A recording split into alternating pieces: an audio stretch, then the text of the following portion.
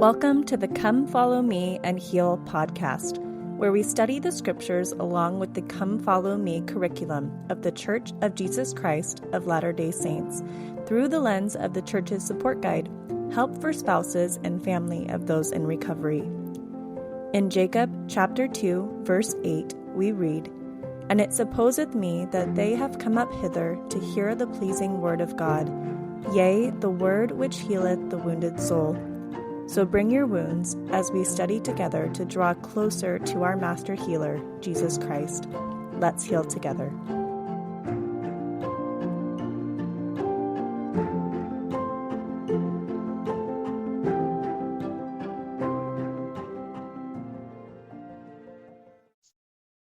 Hello. I have another 2-part episode for you this week.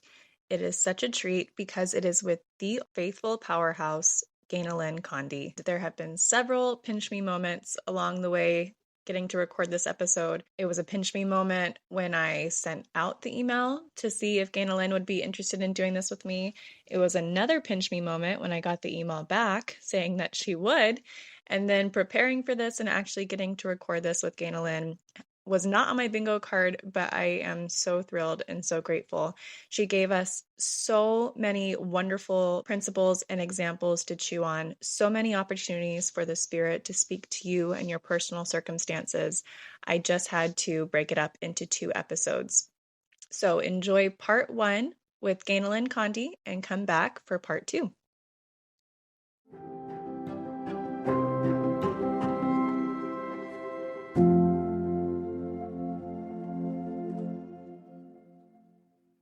Welcome back, listeners, to another episode of the Come Follow Me and Heal podcast. We have such a treat this week because we have the wonderful Ganel-Lyn Condie on the podcast this week. Ganel-Lyn, thank you so much for being here.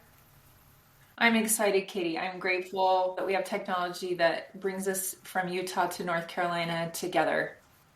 Isn't that incredible? Yes, yeah. And I'm grateful that you would hop on and do this with us as well. I know that what you're going to share will bless all the ears that listen to this. I would love it. Many people might already be familiar with you and your work, but I would love it if you could take a second to introduce yourself.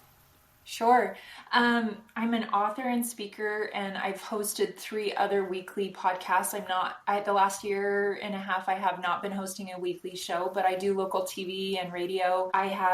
I don't know how many books, I think 18 published at this point, but Words of Jesus came out in August and The Not So Secret Lives came out in December. And I have a daily D&C devotional book with 3 other authors that I'm happy about. So I love that I have a teaching degree from Arizona State University with a minor in psychology. And if your listeners are familiar with me, they know that for over a decade, I've been talking about faith and mental health in the same sentence. And that is more normal now, but 10 years ago it wasn't. And so I feel like I was kind of an early pioneer in talking about faith and that Jesus loves good therapists and support groups and all the tools that we can use for our mental health, that mental health is health, and that's all of us. My 40-year-old sister died by suicide 11 years ago, and so I've consulted with the church and other religious organizations, not just our faith, about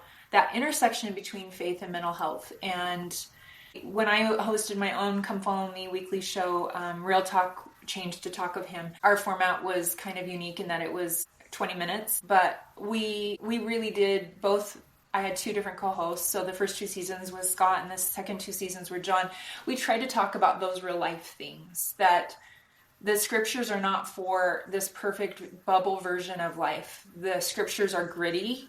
The stories in the scriptures are gritty, and I really did try to bring in those settings conversations around the scriptures, not as a seminary teacher, because both my co-hosts were seminary teachers, but that how have the scriptures really helped me live my real life and steward over the different difficulties and beautiful parts of my life. And if people know me, they know my favorite word to say is steward or stewardship. And I wrote a book called The Stewardship Principle a couple years ago. And that's kind of a principle that saved my relationships and saved my own sense of self and my soul when things have gotten difficult and when things are beautiful too, because sometimes we see in the scriptures where a group of people get really comfortable because everything seems to be going well and their stewardships are easy and they forget God, and then we see that cycle happen where they're forced to become humble. And I always try to tell God, teach me with a brick, not a brick wall. I don't want it to have to get hard for me to learn it. And so the stewardship principle, which I hope we talk about today a little bit, has kind of been a guiding factor, whether we're talking addiction or chronic illness or mental health or raising kids or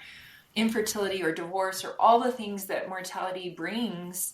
Even though the scriptures have a timestamp, I mean, this year we're studying Doctrine and Covenants, so it's a little more relevant to our current day, but it's even, I mean, we have Google and electricity and airplanes. And so the Doctrine and Covenants doesn't have any of that, right? But it's a little bit more current than Old Testament or New Testament or Book of Mormon times when we sometimes don't always see that bridge. And so I love podcasts like yours where it creates an opportunity where the Spirit can answer prayers in future time. And as we talk today, that's been my prayer.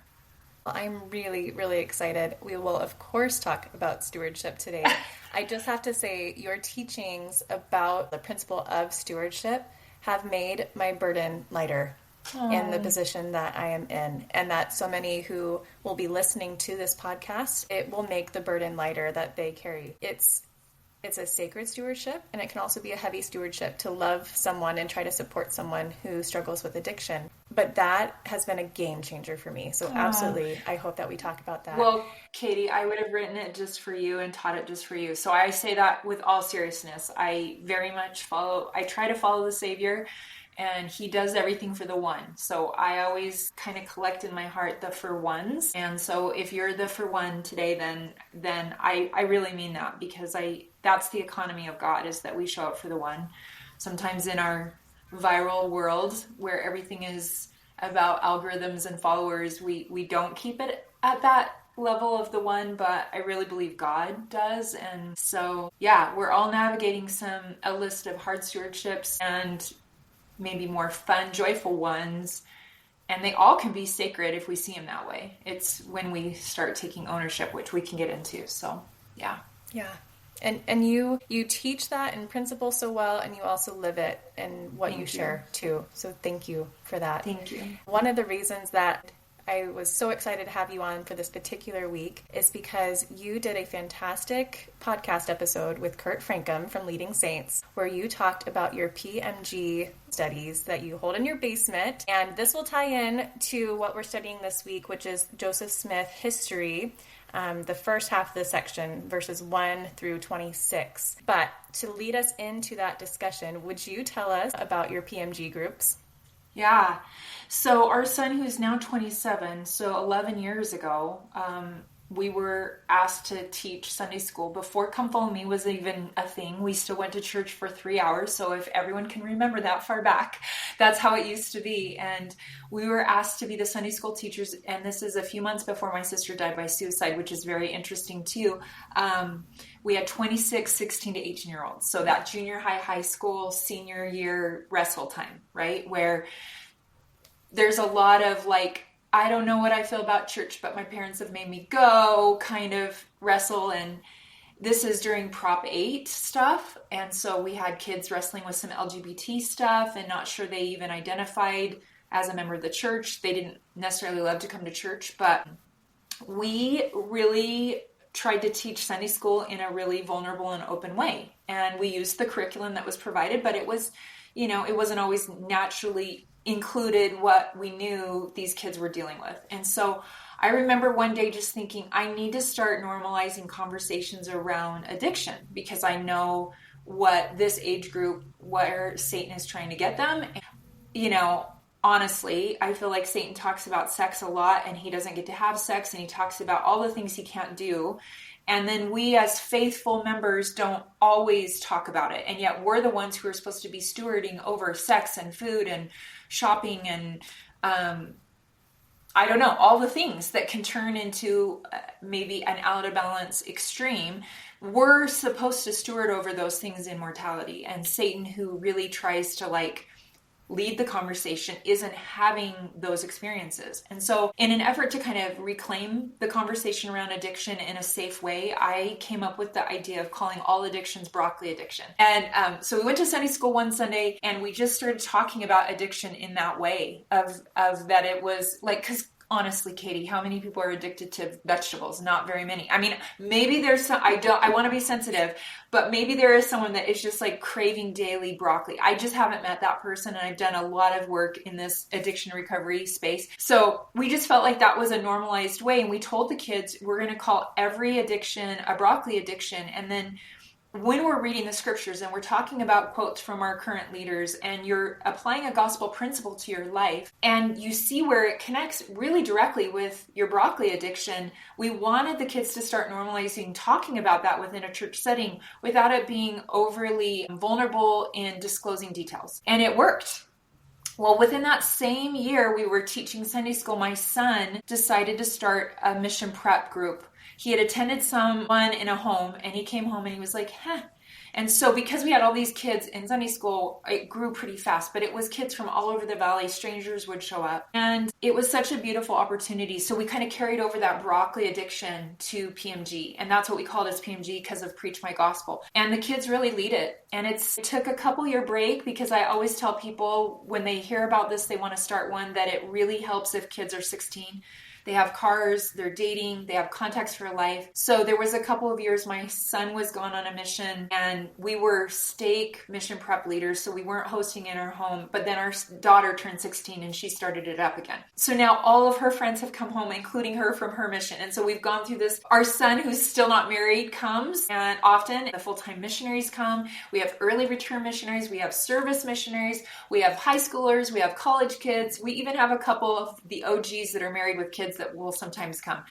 And we've had times where we meet weekly. Sometimes we meet twice a month. We just did a season of twice a month because our daughter came home from her mission and a lot of her high school friends needed kind of that like bridge before they started school again this week. And so we're back to once a month, but at some point it's been at least once a month. And we really feel like our house has a basement only for that group. It's not, we did serve for a period of time right in the middle as the stake mission prep leaders, but it was never a calling. And what I love about it is it was pre-Come Follow Me. It was home focused, church supported, and at the time, I will just say, and I say it on Leading Saints interview, there were some leaders that were concerned because there were kids from all over the valley. So stake presidents were calling our stake president, like, what's going on? And we always had an open door policy. If parents or stake leaders wanted to come, we were using PMG as kind of the jumping off point, but there was no curriculum per se other than the PMG manual. And it was very spirit-led and directed by the youth, which is what we were headed to as a church. They were trying to get youth to start teaching Sunday lessons. They were trying to get youth to take responsibility. And we'd already been doing it. And I'm not saying that in a prideful way. I'm just saying I feel like the Lord knew what we needed to do specifically for our child at the time. And our son has said that that's the one thing that helped prepare him the most. He served a mission in Zimbabwe before there were weekly phone calls and before there was Facebook. So he's 27. And so our daughter who just got home, I could DoorDash her and Amazon Prime her. And we had weekly phone calls and Facebook Messenger and all those tools. You send your baby who didn't have home MTC into the Provo MTC to be with people he had never met, to go live in Africa with no food for 2 years. It was a lot. And so I'm really grateful that the Lord directed us as parents. And I think the church has moved more towards that there are still great church programs, but the focus of Come Follow Me is that we are home focused first, and church supports that, right? And so I just feel like that recalibration allows for parents to, we just started Doctrine and Covenants study, and in Sunday school on Sunday, someone read from the manual about like kind of this warning of like, if you have family members that don't want to sit down and do Come Follow Me, like how can you approach that? I would say 7 years ago, that wouldn't have been put in a manual, right? And so I'm really grateful that we have had this kind of emerging focus on being very spirit directed for our individual situations and our family needs. And that's kind of where PMG came from. And the conversation with broccoli, it has continued. It's funny when we get new kids every week that show up, and there's always a like preview of what you're going to hear tonight, and it's always like, questions are good, the spirit interrupts, you can cry, and broccoli is not about vegetables. So I feel like right there we've let the adversary know that he doesn't get to be in charge of this conversation anymore. Like, we're going to have these conversations within the walls of our home and even within our church buildings, and reclaim sex, food, spending, and all the things that get out of balance at times in our lives. And so we really do, I think, try to normalize that everyone has broccoli. Everyone has something that they kind of turn to numb mortality. And for some, I've watched youth, especially in our group, have their tails kicked.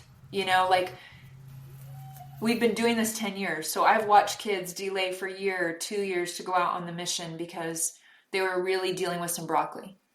And what I've loved is then the other kids in the group help normalize talking to their bishop, telling their parents that they are struggling, getting into therapy if they need to. Like, that has become so normal. That's just like a normal conversation in our basement. And then these kids will pray and fast and cheer on when they know one of their friends is meeting with the bishop for this first time to talk about broccoli, or they're finally talking to their parents. Like, we have someone in our group that has spent 2.5 years wrestling with, maybe longer, 3 years wrestling with broccoli. And she has been wrestling with broccoli and is finally scheduled to be endowed. She's watched all of her friends go on missions and come back. And so the power of the atonement is real. And I'm really proud of the youth that are on the planet today, because they are living in the land of TikTok and Instagram and so much trash that is constantly coming into their minds and eyes and lives, and they're building spiritual muscles I don't think as a 53-year-old I even knew I was going to need to have. So that was a really long answer for something I love to talk about, which is PMG and broccoli. Well, I loved every word of that answer, and I think every word of it was needed. And part of the reason that I love hearing you talk about this as well is, at least when you talked about it with Kurt, you would say that these kids would often call you Mama Condie as well. Yep, they always call me Mama Condie, yeah. Which I just love. It is my favorite thing to be able to work with youth, and I've been really, really grateful to have been able to work with the youth in 3 different wards that I've been in. I don't know if any youth of mine will ever listen to this, but if they do, they know that I love them. And these youth deserve to have adults in their corner that will have the conversations with them that they need to have. And I'm just grateful that you can be that for your own kids and for all of these other kids that call you Mama Condie. I say kids, but also adults, young adults, children of God. And knowing that role that you play in their lives made me think specifically of this scripture block because of the way that Lucy Mack Smith, Joseph Smith's mother, interacts with him as well. And I certainly think that there's some crossover there. So I wonder if we could start by digging into the scriptures. We'll certainly talk about the stewardship that Lucy had as the mother of the prophet of the restoration, which is huge. But I love how you also talked about home-centered, church-supported. And really one of my goals of this podcast was to make it absolutely clear that wherever you are at in life, whatever your stewardship or broccoli or struggle, whatever it is, the scriptures will have answers for you because God speaks through the scriptures and he has answers for you. So I'm excited to learn both from your example and then also from the Spirit and the scriptures as we study together today. So where would you like to kick off? Well, I love going back and rereading Joseph Smith history with. When I was a kid, we used to go to Thursday primary, and so 3-hour block on Sunday was like a revelation that we thought meant Jesus was coming, and then now we're doing 2-hour blocks. So that tells people how old I am. I remember knowing about Joseph Smith history, then going through seminary, reading it, and at that point, we did not have it as common knowledge that there were other versions of the first vision. And so this time as I was reading through, I had those in my mind, and it doesn't trigger me, but I want to be sensitive to those in your audience where it may be a trigger to feel like, why are there different versions? I have told the story I just told you multiple times on multiple podcasts.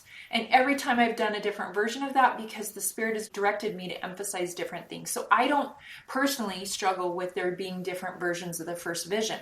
But this time, knowing we were going to talk about it today, I was thinking about, well, why is this canonized version in the scripture the version we have in the scriptures, right?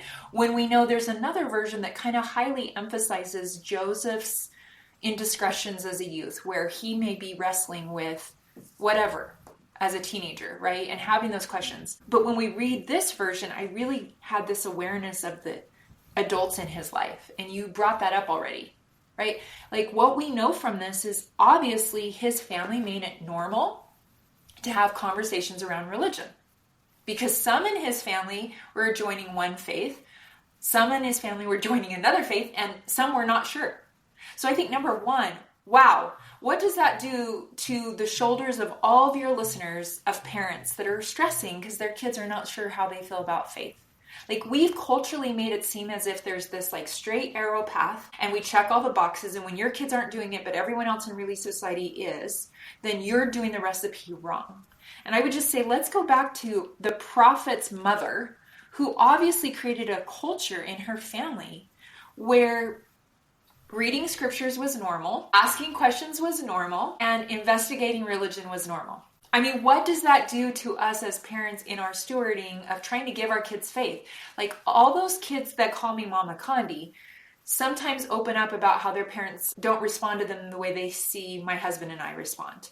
And I say, because I didn't have to change your diapers and try to get you to put on your dress to go to church on Sunday, or if you were a boy, do scouting back in the day. Your parents have worked really hard to give you what they thought would make you happy. And if you're questioning that and pushing away from that, give them some space to understand that. We don't know a lot from this record. We know from Lucy's other records that somehow she had created a stewardship mindset way before. So for people that don't know what that means, it's everything in your life is a stewardship. You don't own anything. This body you have, these kids you have, the divorce you have, the unemployment you're dealing with, the porn addiction, the eating disorder. For me, it's lupus. For others, it may be you have all the money in the world, you have all the cars you want, but you don't have a relationship with your kids. It's all stewardship. And so Lucy, to me, is the example of somewhat ahead of her time on teaching you how to be intentional as a parent, but allow your children to have their journey. Because Joseph obviously felt comfortable in his youthful struggles to call upon God. And he found that invitation because he used the scriptures.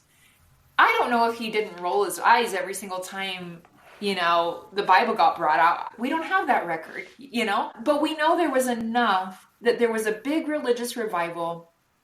He had a relationship with his parents where there was space for people to ask questions in the family. Not everyone was doing the same thing. And to me, that is a really good example of stewarding instead of taking ownership of the choices of the journey of our loved ones.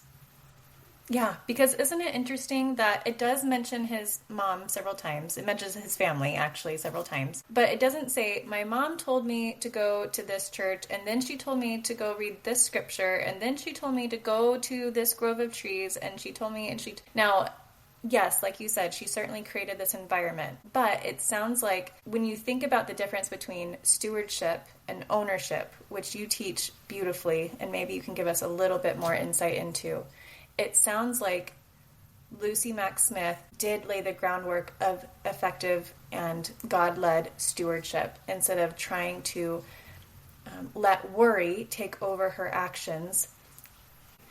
And for people that are in a situation where they love someone who's struggling with an addiction, often, the alarm bells go off in their head, the worry starts to take over, and I will speak from the I here. That's what happened for me. When my loved one, when I realized that they were struggling with an addiction, I thought, what can I do to fix this? What can I do to help them see X, Y, and Z? Who can I bring into their life to teach them or show them, whatever they need in order to help heal from this?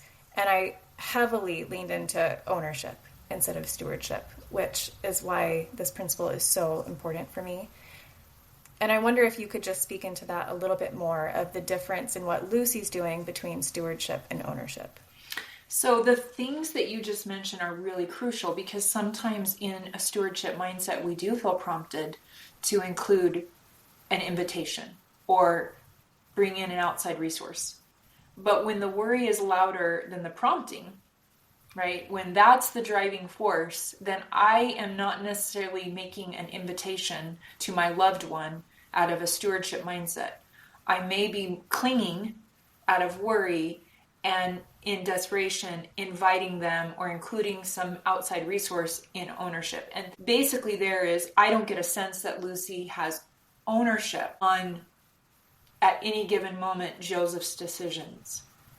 And I think for me, as a mother, as a wife, as a loved one of someone, multiple people that have wrestled with addiction. I mean, I have extended family members that have overcome heroin, alcoholic, porn, like the gamut, right?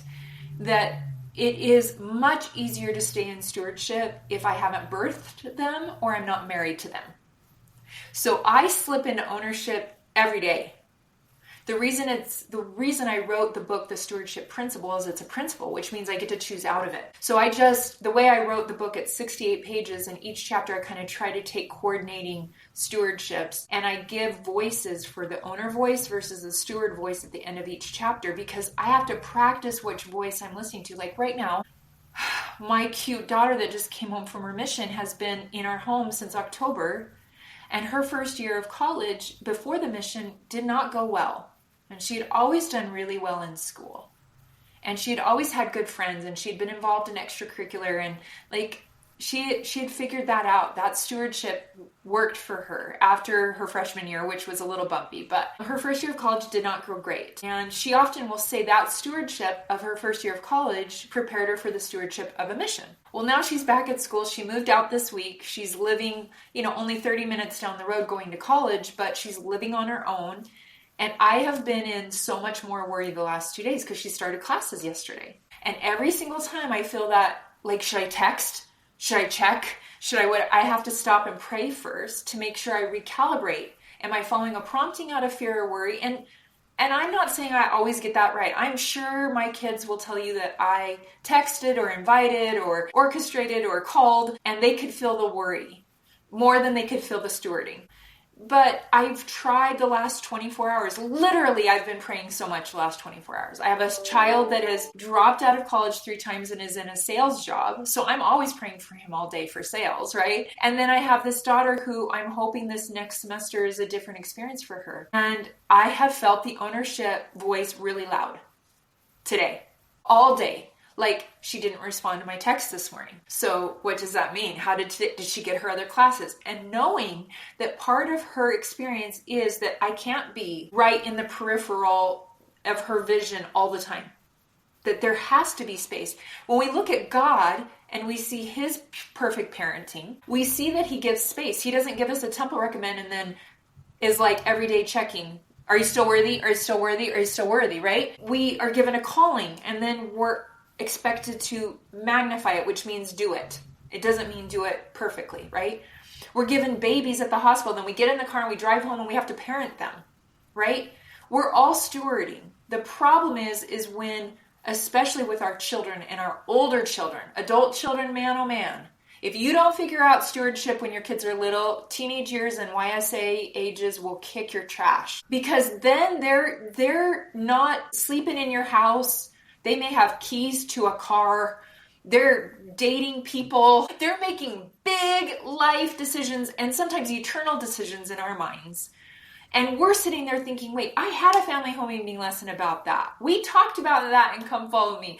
Wait, what do you mean you're not going to go on a mission? What do you mean you're not going to pray? And what do you mean you're getting a tattoo or drinking coffee or all the things?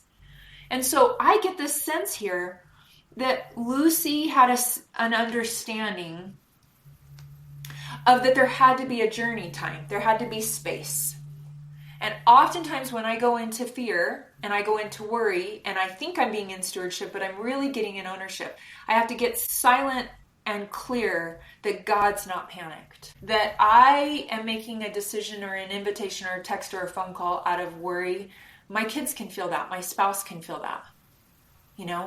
My 27-year-old specifically, the last few years, we've worked really intentional on boundaries and communication in our relationship. And I'm going to just normalize that just because you love all your kids doesn't mean all your relationships with all your kids is the same. Like, they're all their own flavor, you know?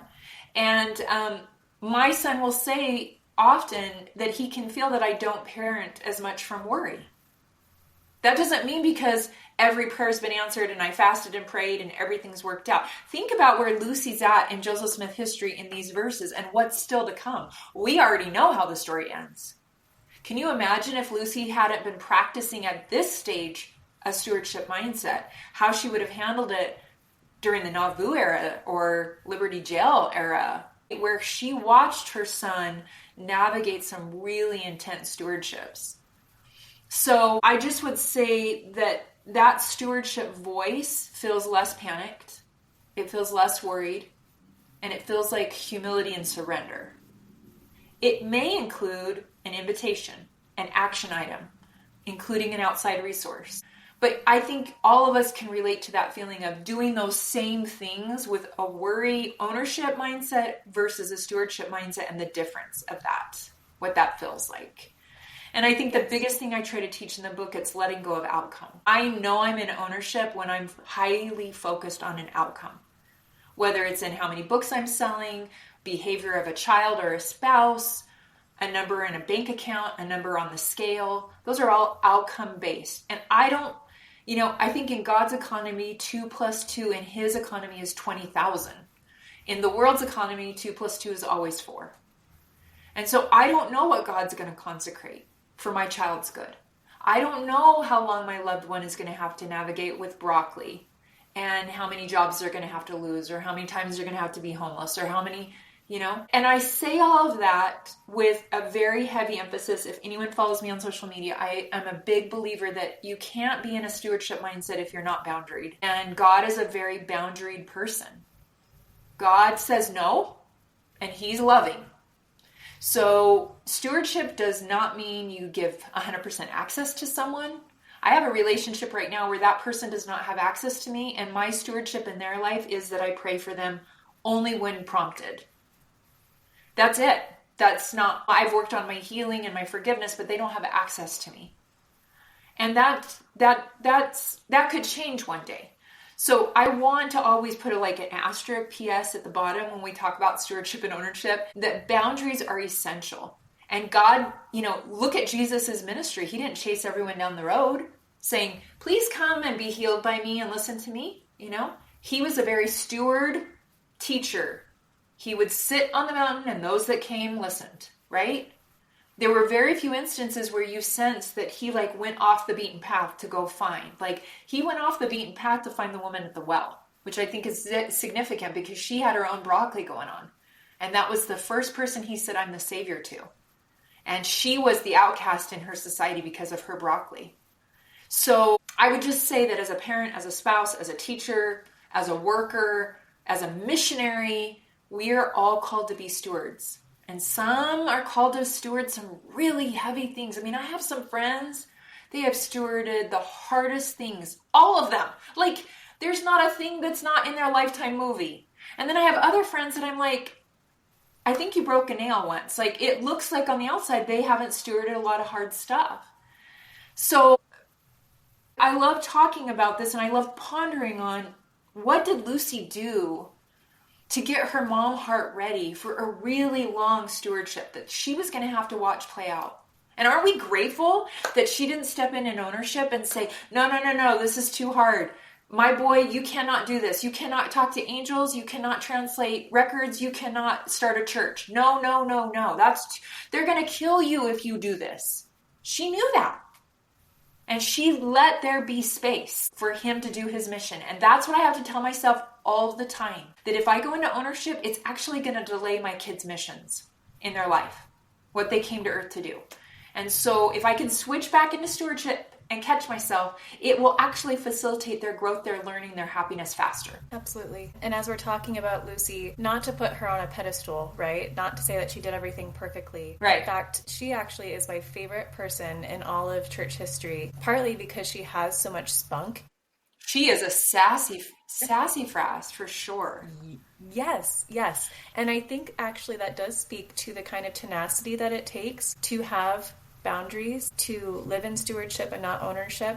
I keep thinking about the fantastic talk that Sister Tamara Runia gave her first conference address, where she says that worry is not love. And Yes. I love the way that she talked about that principle. And not chucking the fruit of the tree at your loved one saying, it's so good, why don't you eat it? I've had a chance to talk to her directly, and I've told her specifically, like, it's a landmark talk. It's one of those talks that like really will help you retune to the stewardship voice. If you're parenting or in relationship, in ownership, it really gives you words in a way to be like, oh yeah, I'm chucking the fruit at them. I'm chucking the fruit. Yeah. Because imagine, the scriptures teach us that Lucy joined a Presbyterian church, and I think some siblings did too.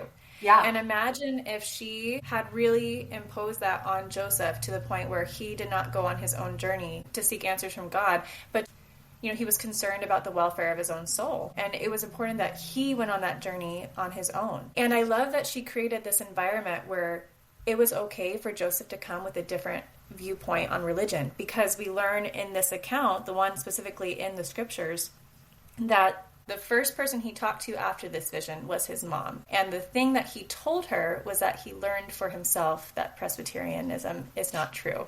He doesn't tell her everything, and I thought that stood out to me too, because I tend to be a mom that wants all the details, and I have one of my children that is very open, that wants to tell me everything, and another one of my children that the less I ask, the more they share. And I feel like there was a little part of my mom heart that like, wait, you told the Methodist minister first all the details and not your mama, right? Who could see, you could almost read between the lines. She was like, what's up with you? Something's up, Joseph. Like, I can tell something's off, right? And we can relate to that as a mom or a dad, that we can feel when our loved one is off. And yet, like, she was also honoring whatever it was that he was holding into his heart, and he didn't maybe have words yet for it. He goes to this religious scholar that he trusts, who immediately, I mean, that goes back to why this version to me is in the scriptures. This version, not that the other versions aren't helpful, but this version is showing this intersection between this young boy going to this religious leader to say, God has come and talked to me. And the religious leader shoots him down and says, God doesn't do that anymore. So don't you think it makes sense that that's the canonized version we get? Because that version emphasizes the fact that God wants us to know the scriptures are ongoing and open, and heaven is open to each of us, and we're going to keep getting revelation. That doesn't mean the other versions don't highlight other important parts of that story for us and for our learning. But I think what a great way to start the scriptures out. For us to remember that there's an ongoing restoration, and there's ongoing revelation.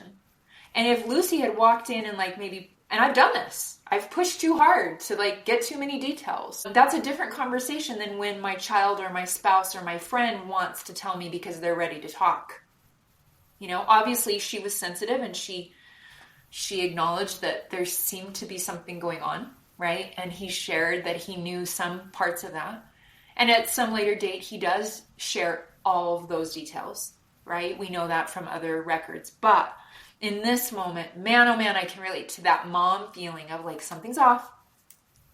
I just had this conversation with one of my kids, and they said, I'm not ready. And then a couple of days later, they were ready. And that was a very different. Now that's my maturing as a mom, because old me, from my own trauma, from my own childhood experiences, was that more information kept everybody safe. Right? And that's true. I think secrets feed shame. But what I've learned too is that we have to respect the timing of when people are ready to share. And I feel the Spirit saying to share this, especially for your audience. I was in a Relief Society lesson a couple years ago. I wasn't teaching it, but I was participating as a member of the Relief Society. And we were talking about having discernment and the revelation we need as moms. And one individual raised their hand and kind of in a bragging way said that like the Spirit warns her about all of her kids' friends, and that she is given in revelation to know all these things about who her kids are hanging out with and how effective that is for her as a mom. And I love this person, but I was not comfortable. And I have a little Lucy Maximus sass in me. And so I sat there and prayed a minute to say it in a loving way. But I could feel some other mothers in there in pain. Well, like, why didn't God warn me about this child and who my child was hanging out with who ended up abusing them or exposing them to porn or exposing them to addiction through drinking or drugs or whatever? I could feel that in the Relief Society room. So I raised my hand in a gentle way saying, I'm not trying to take away from anyone's spiritual gift. And this goes back to stewardship and Lucy. But God honors agency. And he is not going to tell me as a mother or as a wife so much information that it violates the agency of my loved one. He may warn and inspire me, and sometimes we may get a little context for that. But oftentimes my own life is a pattern of God inspires me, I follow that prompting, and I don't know for a while what that prompting does in someone's life. And I do think God gives us sacred stewardships in families where we are sealed together, where we have a stewardship over one another, and we are entitled to receive revelation in a different way than just someone random at the grocery store. I'm not trying to take away from a mother's prayer, revelation mothers get to know who their kids should be with and not. I'm not saying that doesn't happen. What I'm saying is if you have someone in your ward that raises their hand to say that somehow God warned them and prevented all of these things happening in their kids' lives because they're so close to the Spirit, I don't believe that is the pattern of God. And Lucy was obviously not being given all of that. If she was, she would have had a lot to say to Joseph that very first conversation. Like, don't go to the Methodist minister. Well, then what would have happened? What would the record have been like if Joseph had not gone to the Methodist minister and sat with it for a while? What he learned pretty quickly is, okay, not everyone's ready to hear this. Number two, organized religion is not ready for the message that the heavens are still open.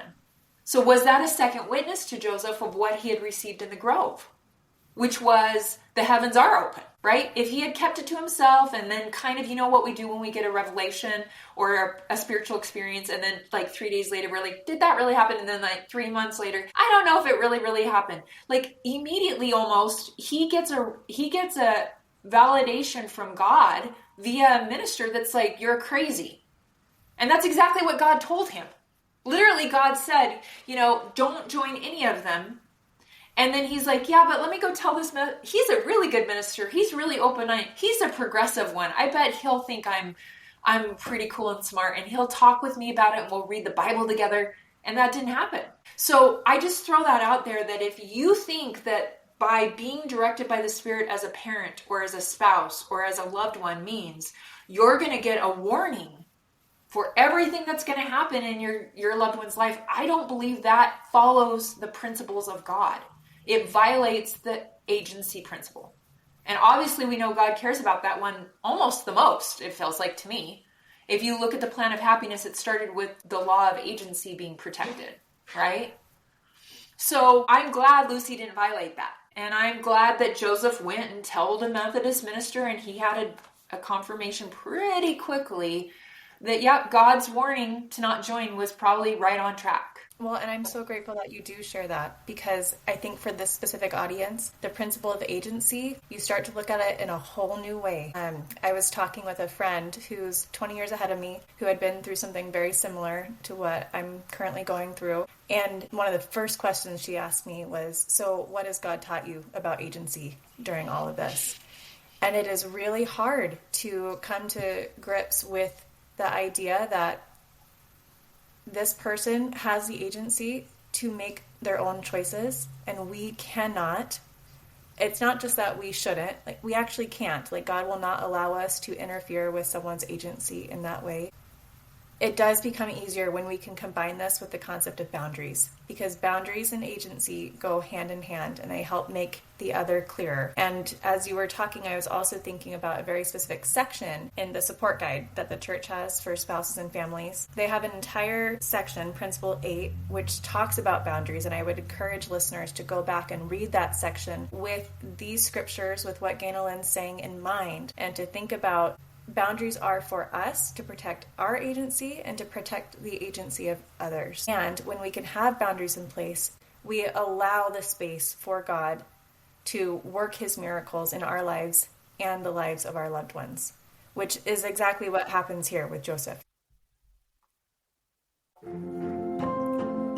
You can follow along with us by downloading the church's Gospel Library app, where you can find the Come Follow Me curriculum and the support guide, Help for Spouses and Family of Those in Recovery. Connect with us on Instagram at cfm.heal. Thanks for listening. There's healing ahead.